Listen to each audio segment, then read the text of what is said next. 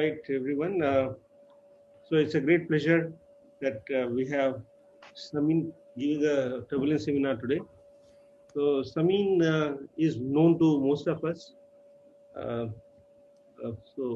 just to do the formality, I mean, he did his BTech and MTech from University of Kerala and PhD from ISC Bangalore. After that, he moved to ICTP to do his postdoc, a brief postdoc. Then he has been in IIT Madras for quite some time in the aero department, right? Or applied Yes, math? yes.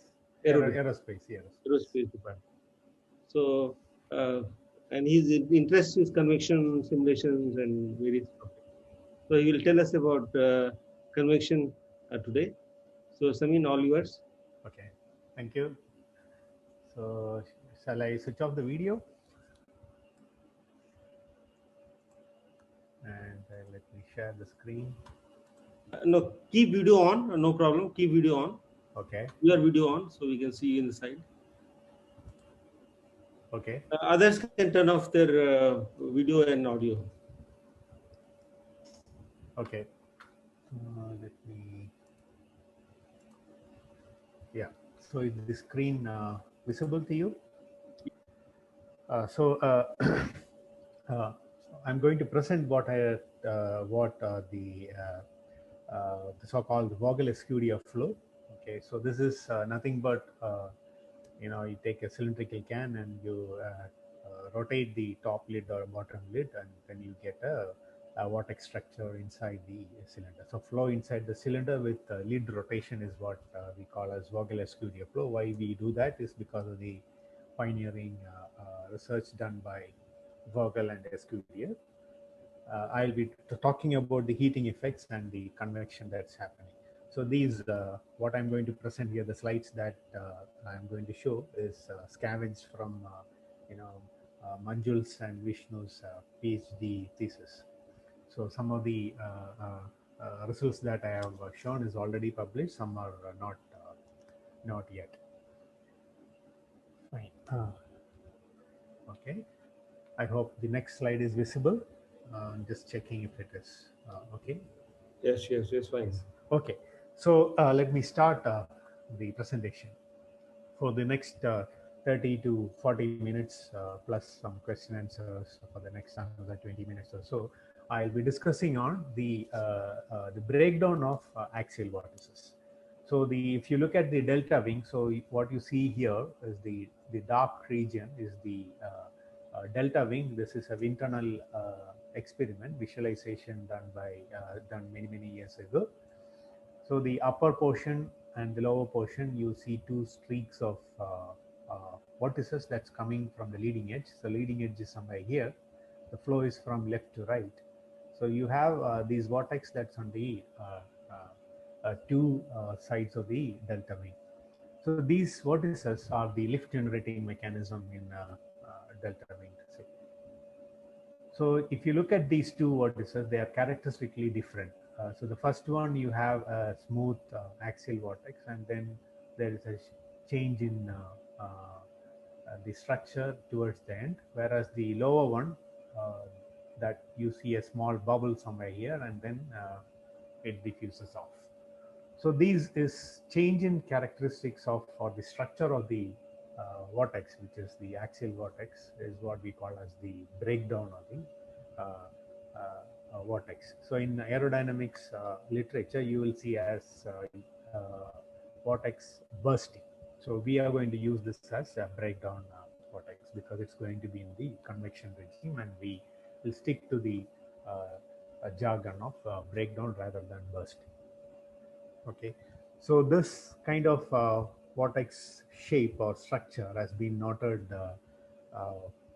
many years back by somebody called Michu. So he was associated with the port of Nice, where he was supposed to look at the environment and the climate around the seasonal changes that's happening around the port of Nice, and tell the incoming ships and outgoing ships the stability of the sea surface.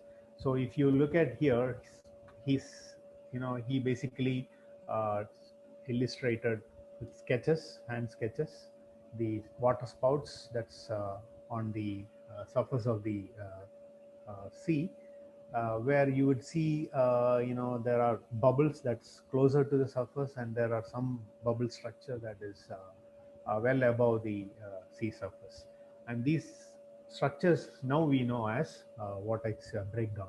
So this is in 1787, that is before the advent of photography, and this is the earliest known breakdown structure that I am aware of.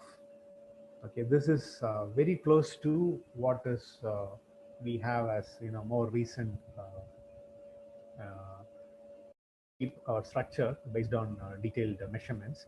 This is a tornado that has happened somewhere in '86, and there was a measurement on the structures, and these streamlines or sketches that has been appeared in Journal of Atmospheric Science. So this is very much closer to the I would say artistic drawing of Miche. So we are going to study these kinds of structures where you have the bubble that is happened in the vortex, axial vortex, and the effect of heat from the surface. So there is a convection, and then there is this bubble that has happened. So this is being effectively used in a swirl combustor, where you rotate this frame, and you get a swirling rotation, a swirling flow in the flame, and it creates a bubble over here, and that bubble is used for the stabilization of the flame. So instead of a flame holder which is protruding out, you have now a structure which is trying to stabilize the flame. So this is some of the motivation that I have in mind to start the work. A similar mechanism is present in the surface of the sun, where the heat is convected from interior to the corona using these kinds of swirling motions, or the axial vortices. So the axial vortices are supposed to be one of the main mechanism to transport heat in the outer layer of the stellar surface. So there are three known shapes of breakdown, as the slide tell you. This experiment is on a rotating pipe. So you have a flow, and the pipe is rotated, and then there is a dye that is being injected from the center of the pipe. So in the first case, you see at some rotation speed, you will see some bubble that is coming here, which is the breakdown of the vortex. So this axial vortex breaks down, and then further breaks down in the downstream. And the second one, you have another shape. It's characteristically different from the bubble. This is called the spiral breakdown. And the third one is the double helix form of the breakdown. And we are going to discuss the first one, the bubble breakdown. Okay, or in the examples that I show, the first portion of the examples are bubble breakdown, and later on it's completely at a larger parameter range, it's going to be Rayleigh-Bénard kind of convection that's going to happen. So this is the canonical model where we use to study these kinds of flows in the laboratory. And as I told you in the first slide itself, this is a cylindrical cell with different aspect ratios. And then the top lid is rotated, okay? And then that creates these kinds of central axial core that you see here in the second picture.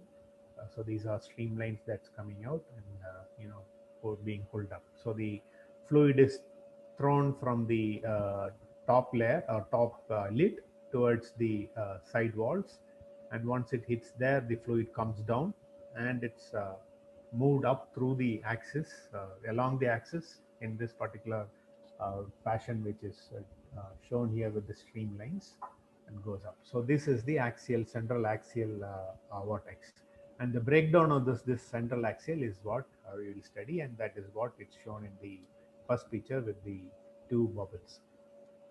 Okay. And in addition to this, what I'm going to do is I will heat the lower surface and cool the top surface with like our Rayleigh-Bénard cell. And it's going to be a competition between the rotation and the buoyancy force that's going to be present in the system. So given this setup, this is the equation that I will solve. This is, I think the audience is very familiar with the equation, except probably the coefficients that's sitting along with these terms here. Professor Samir, I have Yes. a question. The previous slide, what do the colors represent? In this particular one, this is just a schematic that I wanted to explain the domain in which I'm going to work. But since you asked this color, in the second picture, these are temperature isosurface, and these are streamlines. This bubble is shown here as UZ isosurface of UZ equals 0. Okay, I will discuss that in the next slide. The purpose of this slide is only to show you schematically my domain. Okay, sure. Domain, yeah? Okay. Okay, thank you. So, yeah, so with this particular non-dimensionalization that I show here, which say for example U is all the velocities are non-dimensionalized with U reference that is given here, which is nothing but a combination of rotation and the Rayleigh-Bénard free fall velocity. So it's rotation plus the free fall velocity. And if you introduce this non-dimensionalization, I'm going to get these coefficients that I have written here. The advantage of having this is, this kind of formulation is, when I put Rayleigh number 0, then I get the pure Vogel-Escudier flow. And if I put Re equals 0, I get the pure the conventional Rayleigh-Bénard convection. Okay, so two extremes are accommodated in this formulation, and that is the only purpose that behind this particular non-dimensionalization. And the finite difference staggered grid, third order Runge-Kutta schemes have been used for this. There is nothing new there. It's a standard method that's available in the literature. We have adopted one of those. And again, it's an incompressible flow, so we have used the predictor corrector method to solve the full flow field, the velocity field, and the pressure field. I will skip this unless you have questions later on, or now I will skip this slide. Okay. So this is the flow system that I will start with. So I will start the computation for case where there is no heating. Okay, so the Rayleigh number is 0. So I have the cylindrical cell. I have a rotation that is given by omega. That is the angular velocity of the top lid, and then the aspect ratio is defined by h by r. So depending on the aspect ratio and the Reynolds number, you are going to see different scenarios, different regimes of the flow. So the pioneering work was done by Vogel, and which was extended to a larger flow visualization, detailed flow visualization by Escudier. And I should tell you that these are flow visualization. There are no detailed velocity measurements or other parameters. So it's all based on dye visualization. That is. So, for example, the figure here on the first figure, left side of the first figure is from Escudier, which is the dye visualization. It's a steady flow, so these dyes are also the streamlines. And then you see similar kinds of visualization for a larger range of Reynolds number and aspect ratio if you read this particular paper from Escudier. It's a very beautiful set of experiments. So we have compared with our initial comparison is with Escudier, and this is just a validation plot. And to us, the only available velocity pressure, velocity measurement data is from Fujimura, 2001, and we have compared with that. And it's quite interesting that I do not know why this is the only set of measurements that we know of. If somebody else in the audience know a better measurement technique which we have missed, please let us know, because it's quite amazing that this simple setup. Experimentally, it's not so simple because you have a rotation associated with it, but still it is compared to the other complicated geometry, this is a simple geometry wherein which you can do PAV and as well as other measurements, but still there are no data available on this. Can I ask a question? Yes, sure, please. So this bubble, is it present for all Reynolds number, or is it an instability that starts at a particular Reynolds number? Correct. That answer is in this slide. So if you plot the Reynolds number and the aspect ratio on the y-axis, okay. So for different combinations of Reynolds number and aspect ratio, you see different structures. For example, this square box here, that's going to give you bubbles, okay. So inside this solid line, this black solid line is from Escudier, directly from Escudier, and he has identified one bubble and two bubble and a small three bubble region, okay. So with his visualization, he has demarcated these regions, one bubble, two bubble, three bubble regions, and that is for this very specific set of Reynolds number and aspect ratio.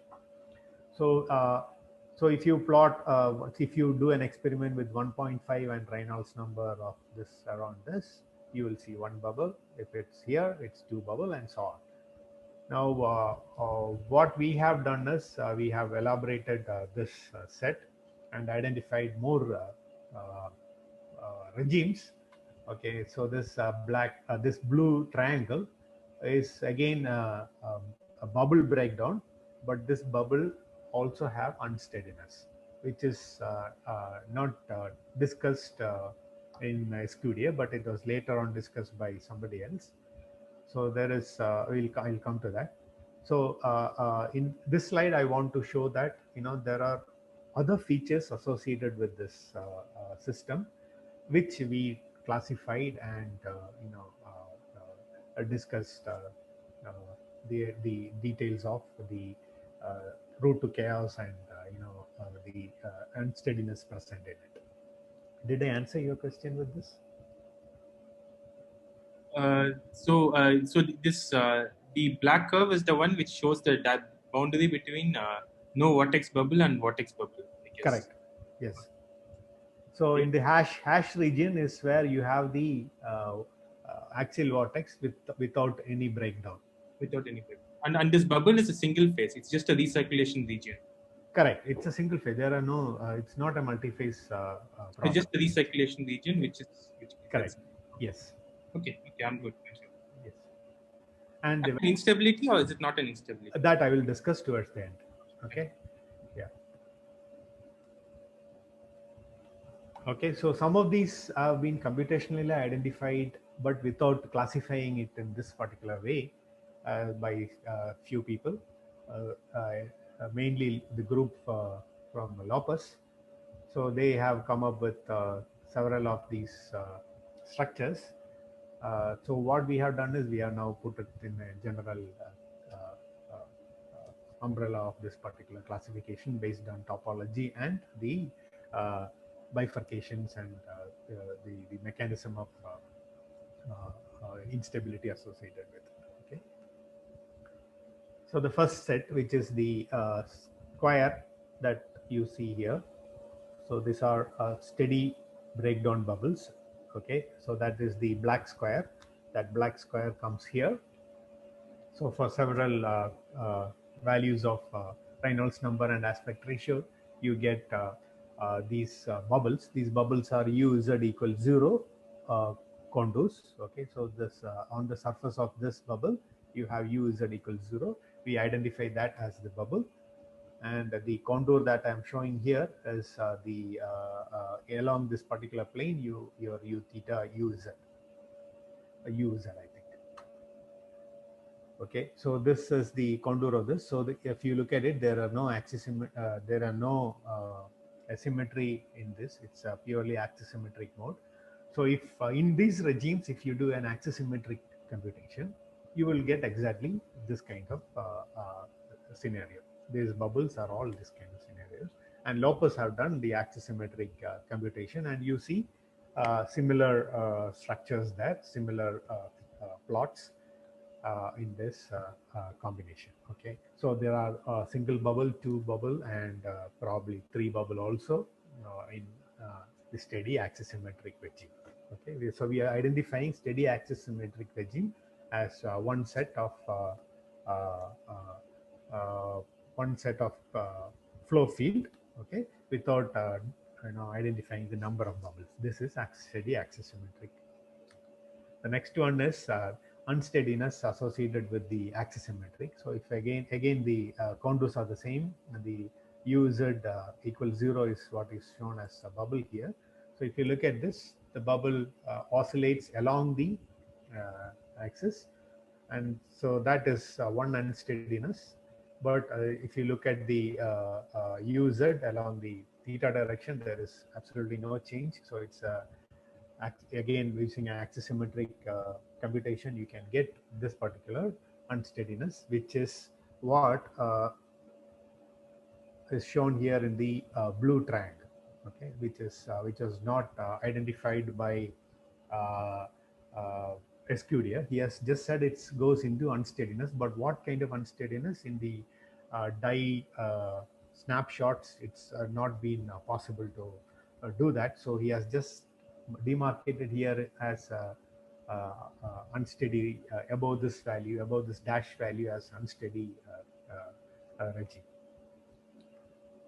Okay, so we have the axisymmetric unsteadiness, and if I put a probe here, that would give me a velocity of this sort, which gives a frequency of this particular value. This is the time period of this bubble that is going up and down. So it clearly it's in a limit cycle mode. Okay, it just goes up along the axis and comes down. So the next regime is the non-axisymmetric mode, or the asymmetric mode. So it again, the bubble oscillates up and down, but there is also an azimuthal wave that is going around. If you look at the contours of uz in this particular plane, you will see that there are modes numbering 5, 1, 2, 3, 4, 5 here, that's going around the cylinder, and that is clearly asymmetry mode, and you are not going to get it using a axisymmetric computation, which is what many people have missed it. Okay, so this is a purely three-dimensional phenomenon. And if you look at the signals, sorry. So if you look at the signals, it's taking some time to load. Yeah. So this contains several modes. If you look, the top one is the signal from one of the probes, and that's giving you several modes. And if I take the Fourier transform along this, so you're going to get a mode, and then there is also PD doubling associated with it. So there are modes, several modes, and this is associated with mode 5, and that is what you see here. So, and if you look at it, this is mostly towards the side walls, and the center is still axisymmetric. So the center core region is still axisymmetric, whereas the side wall becomes non-axisymmetric. So it suggests that the instability is actually from the side wall boundary layer rather than from the axis. So if I answer Kanabiran's question, this is one set of instability that is associated with the. Yes, I mean, what is the color convention here? I mean, that's I probably didn't get it.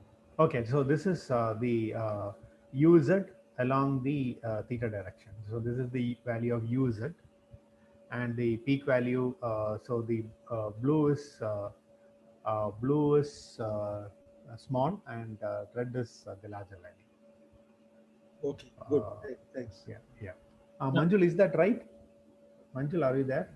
Yeah, blue is negative, red is positive, and Yeah. green is around 0. Yeah, yeah.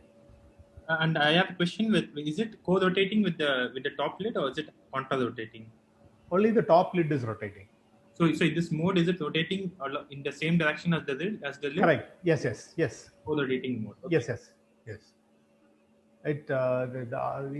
I can't imagine this is rotating in the other direction because the forcing is from the top lid, which is which is what is driving this.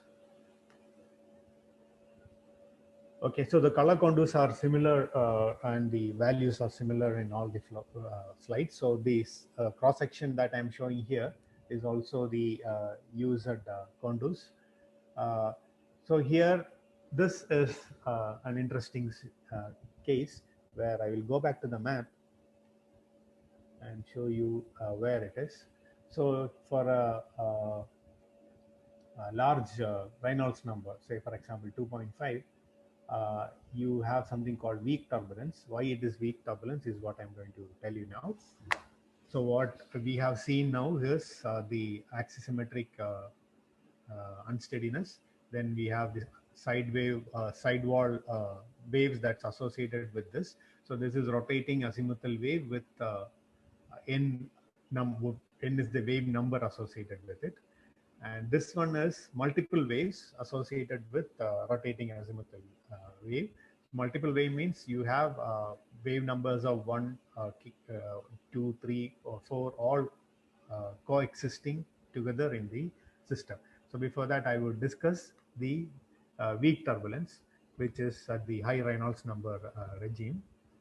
So this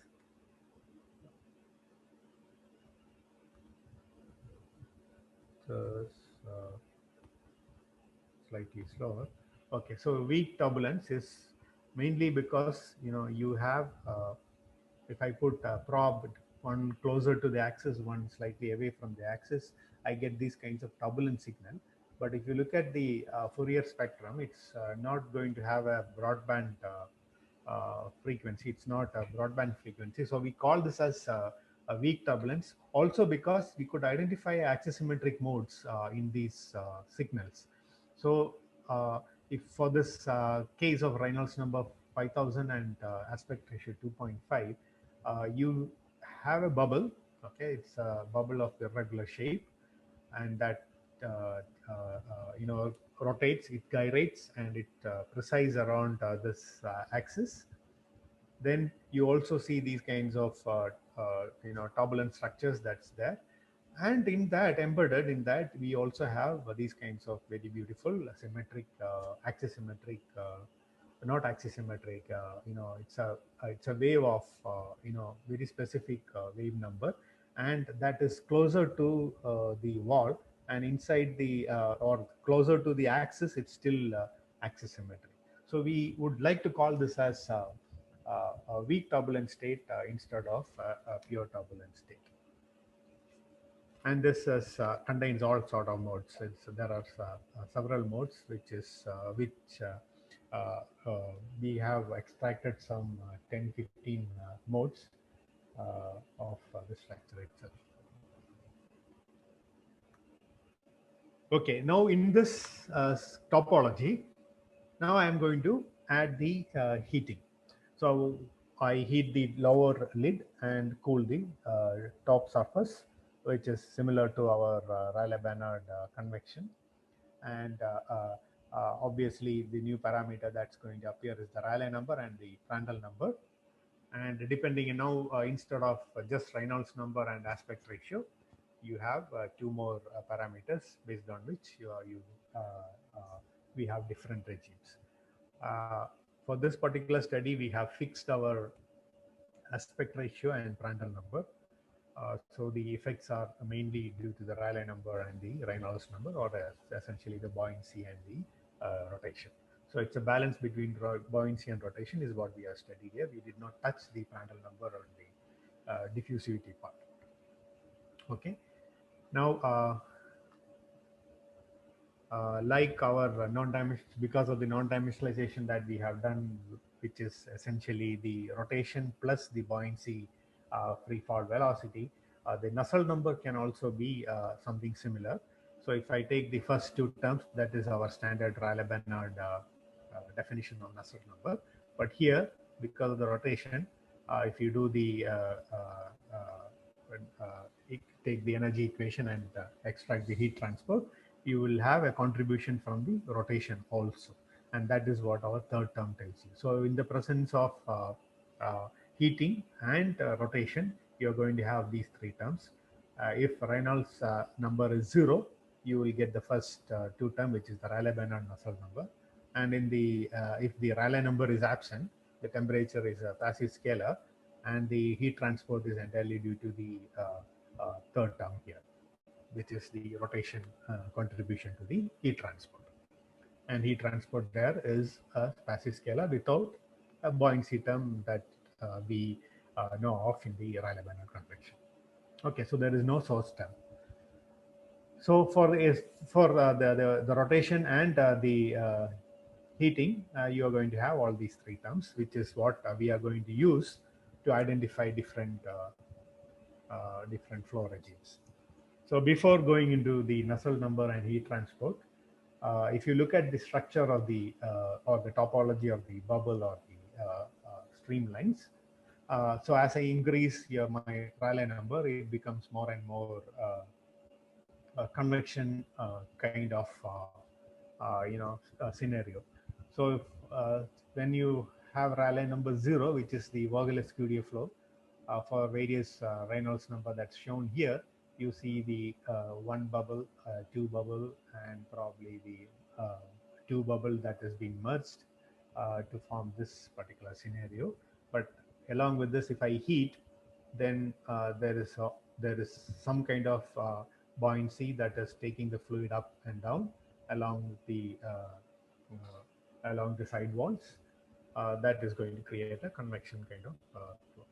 Now, as you know, that heating also is through the plumes that's coming from the lower plate. It creates its own mechanism to break the symmetry. So that is what we will see how it is created. And if I look at the cross section, so this is the temperature contours. So the red region is no, this is the UZ contours or the vertical cross section. So the blue region is fluid going up. The red region is fluid going up. The blue region is fluid coming down. So if you look at the first row, which is the Vogel-Escudier flow, you have the fluid that is going up through the axis and coming down through the side walls, which is what you would see in the pictures that I have already shown. And you also see a central axial core of the vortex.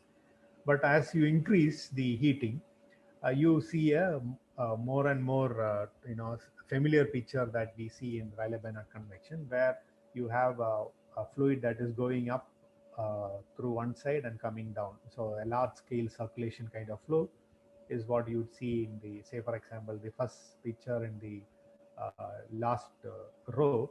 You see a clear large scale circulation associated with Rayleigh-Bernard convection, which is present in most of the high Rayleigh number flows. And rotation is contributing to this particular movement, and we'll see how it is contributing. Okay. So please stop me if you have any questions. And if I look at the top plate, this is bottom plate, sorry. So if I look at the bottom plate, the UZ, say at location slightly above the bottom plate, you see a central core for the classical Vogel-Escudier flow. And this core is slightly offset if you have a heating, okay, but it's still present. But as you go higher up in the heating, you see a more, what do you say, familiar picture that you would see in the Rayleigh-Bernard convection, where the red region is fluid that is moving up with positive velocity, and blue is something that's going down. So if you look at this, up regions are most likely the plumes, the line plumes. So the instead of the central core plume, you have line plumes that's appearing in the convection regime. Okay, so that is so clearly there are two regimes that's appearing here. One is the rotation dominated, and the other one is the convection dominated. Now to see the picture more, we plot the line integral convolution. So this is at the slightly above the top plate, which is the cold surface. So the cold surface, the input energy is by the rotation. So the axial central core is still present in most of the cases because that's where the rotation is strong. But at very large Rayleigh numbers, you would see that with heating dominating, you will see the disappearance of the core vortex, which is very clear in the next picture, which is the bottom plate, where the energy is essentially from the heat. So you have a heating there, and then it's more likely the convection dominated boundary layer. Okay, so you have these kinds of line plumes that is appearing, and at large Reynolds number you have an axial core, as in the last picture in the first row. Okay, and the bottom picture is at a even larger heating. You have all sort of features that is also been observed in Rayleigh-Bénard convection. So all these are line plumes that is transporting heat, which is the non-mechanism of diffusion of heat in Rayleigh-Bénard convection. So this picture tells you that if from the previous 2-3 slides, now we know that there are clearly two regimes. One is the rotation dominated, other one is the convection dominated. Now, how do I characterize these two regimes? The first regime definitely has an axial core, which is shown by the streamlines here, and the conduit surface that is here is the temperature conduit surface. So I have a strong heating, and the heat is all along the central axis. So I have a central plume that is going along with the axial vortex, and the flow that is coming down from the cold surface is through the sides, which is the blue, and then it's all taken to the center, and then it's goes around in the azimuthal direction in the bulk of the fluid, as compared to Rayleigh-Bénard convection, where you have line plumes. Okay, so you have the red region, and there are line plumes here, and the flow goes up through one side and comes down through the another side of the cell, depending on the direction of the large scale circulation. So now you have a rotation also here. So that rotation will give you a preferred direction to the large scale circulation as well. So this is, we are rotating it along the anti-clockwise direction of the top surface. So you will see large scale circulation in that sense. Okay. So I'm going to characterize the Rayleigh-Bénard convection based on the Nusselt number. So if I plot the Nusselt number versus Rayleigh number for various Reynolds number, I'm going to get a picture like this. So you have a slope of nearly zero slope for some set of Rayleigh number, and then suddenly it takes over to a slope which is similar to the Rayleigh-Bénard convection. So there are two regimes of heat transport here. One shallow slope and then a steep slope. So this steep slope happens to be of the same order as the Rayleigh-Bénard, which is what I'm going to show in the next slide. So the inference from this slide is that there are two regimes, and there are two sets of scaling associated with the Nusselt number. I have a question. Yeah, please. So at low Rayleigh number, basically there's a non-zero heat transport which is being driven by the lid. Is that yes. how? Yes. So? Yes. Okay. Yes. Yes. So if you look at the definition of Nusselt number, you would It is still transporting heat from the bottom to the top. correct. So say for example Rayleigh number 0. Rayleigh number 0 means I will not have if I go back to the main equation. Sorry, this is slightly slow. Yeah, if I go back to this equation, when I take Rayleigh number 0, my Richardson number is going to be 0. So this source term vanishes.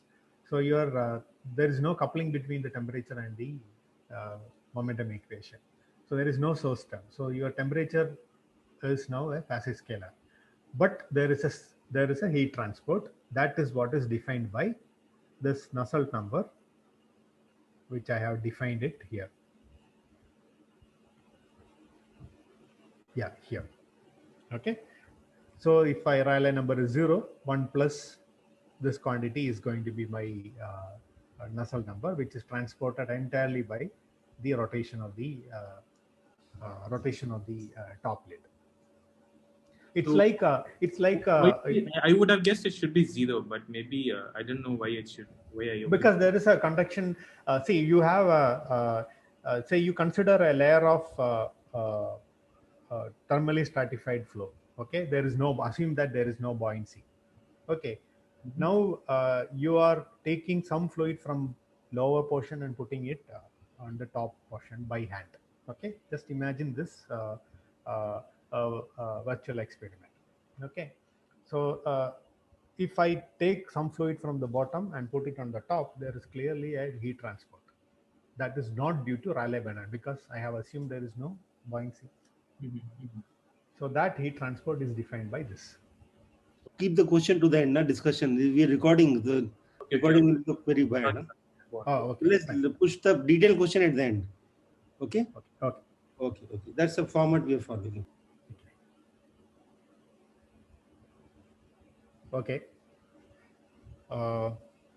Yeah, okay. So at the lower Rayleigh number or with zero heating, zero buoyancy, the boundary condition is still temperature equals 0 and temperature equals 1 in the non-dimensional form.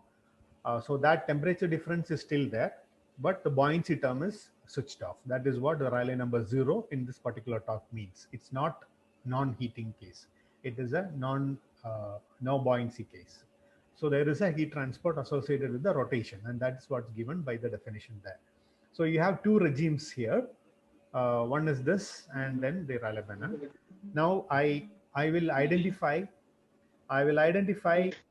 Yeah. So so I identify a transition Rayleigh number. Say, for example, one method to identify the transition Rayleigh number is the location where the Rayleigh number hits the classical Rayleigh-Bénard convection scaling, or I can extend this line and identify a Rayleigh number here. So we have done 3-4 methods of identifying a transition Rayleigh number, and we have used all those, and I'm going to show it with one particular definition of Rayleigh number, which is when it hits the Rayleigh number scaling of 0.33 as the standard Rayleigh-Bénard convection Nusselt number scaling. So I use that transition Rayleigh number to redefine the axis. So I take the Nusselt number normalized by the Nusselt number when you don't have a buoyancy term.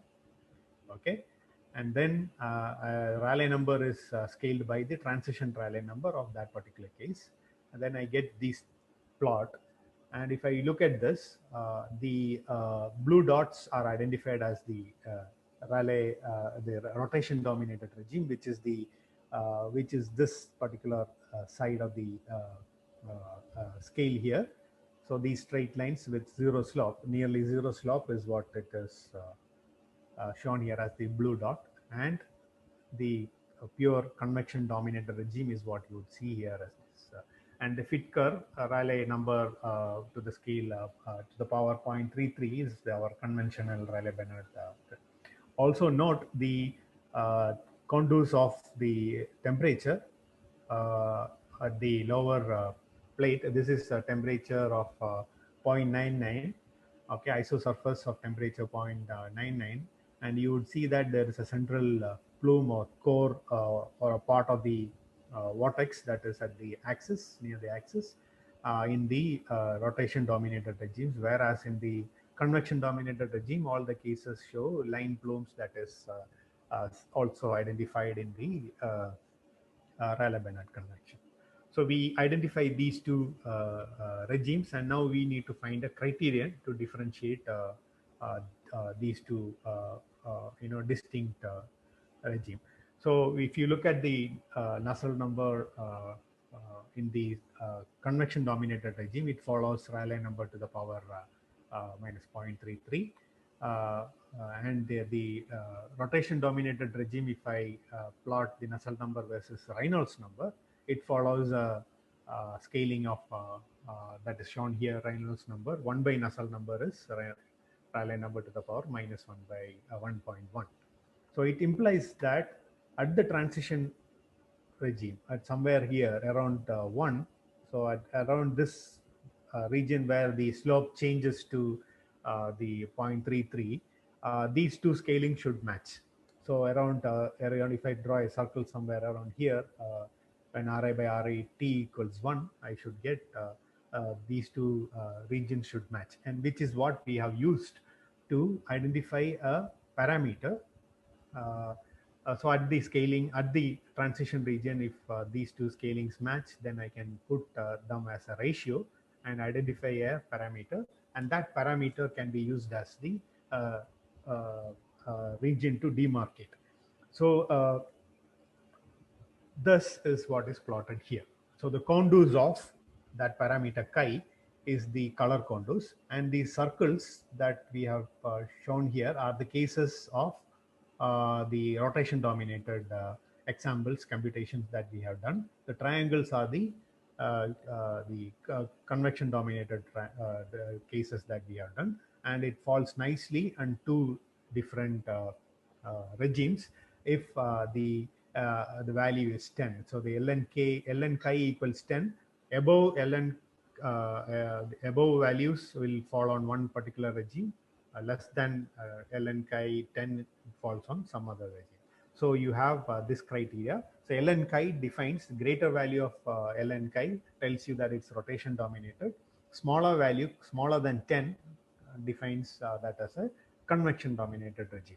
So one of the questions that we received when we published this was that Richardson number would identify this two regimes. Is then why do you want to go for this particular chi? So our point is it's not Richardson number. That's as we have plotted that dashed line here, Richardson number 0. So technically, if that question is right, if that reviewer is right, the Richardson number, if it's more than 0, it's going to be convection dominated, or then otherwise it's rotation dominated. So we see that that is not matching with the simulation that we have done. So chi is the parameter that we are referring to. Chi is similar to the shear parameter that has been discussed recently by Baburaj Puthanveetil in his recent publication. So that where the coefficient instead of 3.c, what if I remember correctly, what he found was around 2.93. So that is similar to this value. So it essentially means, if you look at the definition of Richardson number is Ri by Re square. It's of the order of Ri by Re square. So this is instead of square, instead of 2, it's 3.3. So it's a different value of Reynolds number contribution from the parameter that is going to differentiate these two regimes. So if I conclude that particular aspect of the problem, so if the chi values of large chi values means it's rotation dominated, which is what you would see in the axial core, and smaller values would be more and more convection dominated. That is shown by the contours here. Again, I will stop with that discussion because we are running out of time. So these contours would tell you that story. Now we can also decompose the field, velocity field. velocity is decomposed in this particular fashion. I don't know whether the equation is visible to you. This is a uz at averaged along theta plus some uz fluctuation is your total uz. And if I do that, I can extract these modes from this. And depending on the modes, you have the rotation dominated will have this set of decent helical modes, whereas convection will have irregular modes. And I go on, and if that is true, then I can go on and split the energy associated with the kinetic energy associated with the azimuthal component and the other component. So I am going to split the velocity field into two parts. One is the 2D velocity, which is given by this particular vector. So this is u0, ur, and uz, whereas plus the axisymmetric part, which is your u theta. So for a purely axisymmetric flow, I can do this kind of splitting, and associated with that, I can also have a vorticity. So vorticity component of this is the component that's written here, and the vorticity associated with your u theta is here. And this is something that is normally used in 2D turbulence, where the third component is just a passive scalar that is not passive scalar. Yeah, it's a scalar that is going along with the other two components. Okay, so we have adapted that here and identified the energy associated with the rotation, the part that is 2D and that part that is along the azimuthal.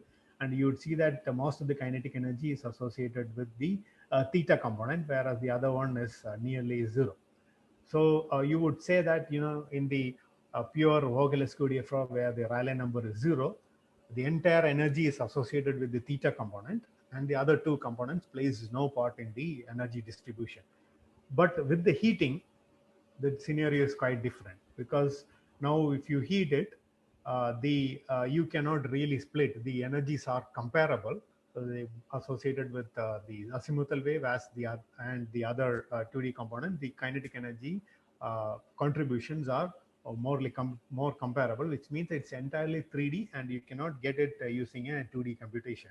So it's going to be a 3D phenomenon. Okay, so I will skip the other discussion points in this, and I will rush to the other dynamics here. This is again whatever I have told you now, which associated with the perturbations. The rotation dominator will have the helical modes, and the other one the convection dominator will have all kinds of modes, because they are mostly in the turbulent regime. I will skip this. And if I do the bifurcation study of the Vogel-Escudier flow without the buoyancy, then I will see period doubling and chaotic motion that is taking towards the turbulent flow. So you plot it also.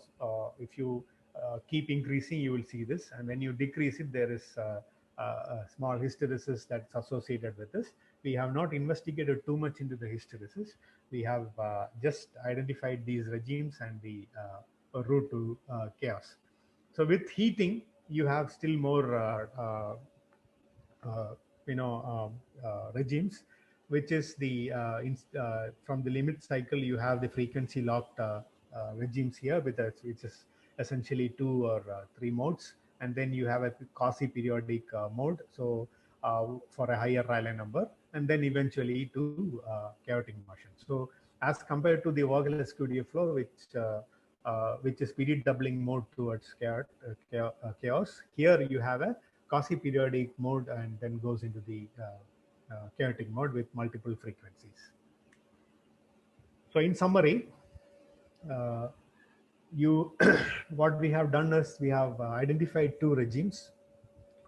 One is the rotation dominated, the other one is the convection dominated.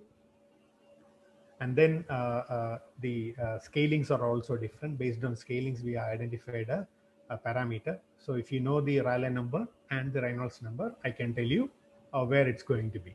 Okay, so that is the point. And then if I look at the rotation dominated regime, I have a axial core and then the associated bubbles. You also have limit cycle and steady regimes, but in the larger convection dominated regime where the chi value is very small, you have chaos. Okay, so I would like to end this talk, and I am free to take the questions while you look at this summary.